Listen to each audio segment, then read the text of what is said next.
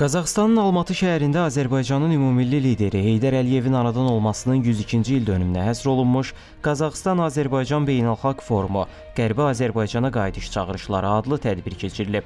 Forum Azərbaycan Respublikasının qeyri-hökumət təşkilatlarına Dövlət Dəstəyi Agentliyinin dəstəyi ilə Qızılbaş Gəncləri Maarifləndirmə İctimai Birliyi, UNESCO-nun Qazaxıstan nümayəndəliyi, Dünya Axıska Türkləri Birliyi, İpək Yolu İctimai Diplomatiya Vəqfi və Qərbi Azərbaycan İcmasının birgə təşkilatçılığı ilə baş tutub. Tədbirin açılışında çıxış edən səfirliyin nümayəndəsi Anar Hüseynzadə Qazaxıstanın Vətən müharibəsi dövründə nümayiş etdirdiyi mövqedən danışaraq rəsmi Astananın Azərbaycanın ərazi bütövlüyünə göstərdiyi dəstəyin yüksək qiymətləndirildiyini vurğulayıb. Türkiyənin Almatı şəhərindəki baş konsulu Evren Müdərrisoğlu da Türk birliyinin əhəmiyyətinə diqqət çəkərək qeyd edib ki, Türk dünyasının böyük şəxsiyyəti Heydər Əliyev öz müdrikliyi və geniş dünya görüşü ilə yaşadığı dövrün fövqündə dayanmış bir lider idi. Milli Məclisin deputatı Naqif Həmzəyev çıxışında Qərbi Azərbaycanlıların dədə-baba torpaqlarından qovulmasından bəhs edərək bildirib ki, Azərbaycan sərhədlərinin yaxınlığında soydaşlarının yaşadığı yeganə ölkədir.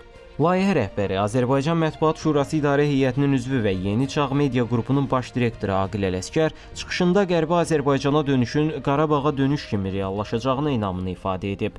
Daha sonra Axıska qəzetinin baş redaktoru Rövşən Məmmədoğlunun moderatorluğu ilə Türk dünyasında yeni çağırışlar adlı panel keçirilib. Forum çərçivəsində Ulu Öndər Heydər Əliyevin anadan olmasının 102-ci il dönümünə həsr olunmuş sərgidə təşkil olunub. Sərgidə Heydər Əliyevin Mərkəzi Asiya və Türk Respublikaları ilə bağlı siyasətini əks etdirən görüntülər, eləcə də Qərbi Azərbaycandakı mədəni tarixi irsimizə dair fotolar nümayiş olunub.